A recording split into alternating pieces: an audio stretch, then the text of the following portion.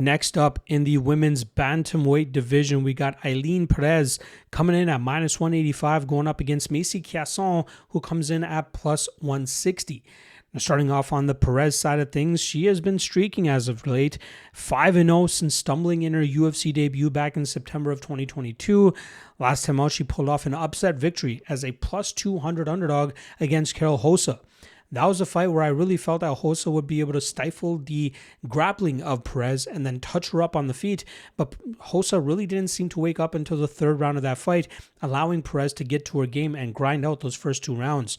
Perez doesn't offer much in the striking realm as she throws a lot of flashy kicks just so she can stay safe at distance and then eventually find that opportunity to change levels or initiate the clinch and get fights to the ground with her just strength and physicality, which is what she often has an advantage in over her opponents.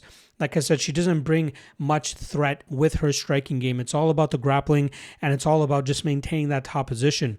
Her cardio often doesn't look the greatest, especially with the style that she fights with, which is why opponents are often able to win that third round, but still not enough to overtake what Perez was successful with in the first two rounds. Her only finish in the UFC came against Daria Zalesniakova in September of 2024, where she was a big favorite and had an obvious grappling advantage, and so much so to the point that she was actually able to work to a finish. Now, she's going up against Chiasson, who similarly to Perez, utilizes her physicality a lot to get the better of her opponents. Unfortunately, she's on a 2-fight losing streak, though. She came up short against Kathleen Vieira in a fight that was originally scheduled to be contested at 135 pounds.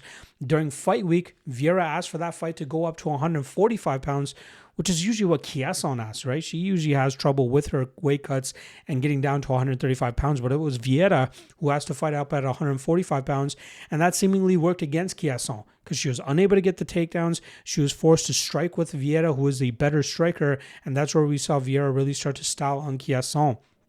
Then last time around, she went up against Yana Santos, missing weight that fight, obviously, and she was unable to have really much success against Santos. Santos used great footwork through the first two rounds, utilizing footwork, output, and well-timed strikes to batter Chiasson, who was really struggling in the striking game and really struggling to get a hold of Yana Santos. Chiasson did end the fight strongly with a takedown, submission attempt, and some nasty ground and pound, but unfortunately it wasn't enough for her to get the win. After that fight had wrapped up, you can see her going over to the cameras and being like, I won that fight. That's me, all me.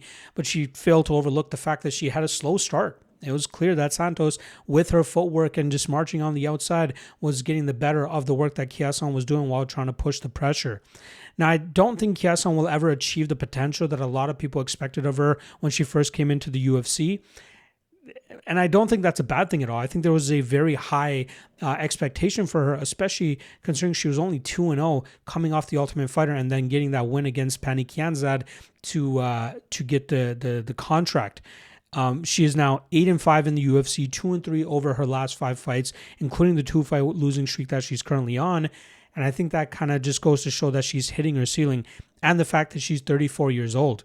She is becoming a slightly better striker. She's becoming a more well-rounded mixed martial artist, but we can see when she can't get to her grappling to keep herself safe, that's where we'll often see her start to fall short.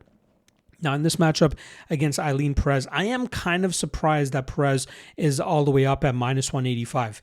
I get the trajectory doesn't look the greatest for Chiasson, and then obviously Perez on a 5-fight winning streak, but I believe these women are kind of the same in terms of having to rely on that physicality to get their wins. I think Chiasson might be a little bit stronger. I think she might be a little bit better in terms of inflicting damage as well, whereas Perez is more so just dead set on trying to maintain that top pressure, maintain that top control, and then just try to grind opponents out that way. I think she's going to struggle to do that here against Chiasson. Look for Chiasson to utilize her grappling defensively, try to keep this fight upright, or even land takedowns of her own, and I think that she could be the one that ends up getting her hand raised just by landing a little bit more damage, and I think that will be the difference maker in this matchup. So give me Chiasson and Chiasson by decision.